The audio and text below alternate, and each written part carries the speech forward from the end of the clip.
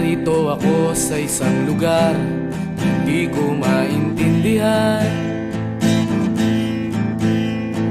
Nakikipagsapalaran sa buhay na ang hantungan ay kawalan. Denumero ang galaw ng tao, bawat gawin ay may presyo. O narito ako sa isang lugar na hindi ko maintindihan. Daing ng tao'y di pinapansin, lilipad ng hangin. Pagkain sa araw-araw, hindi malaman paano pagkakasyahin. Lalong yumayaman kapag mayaman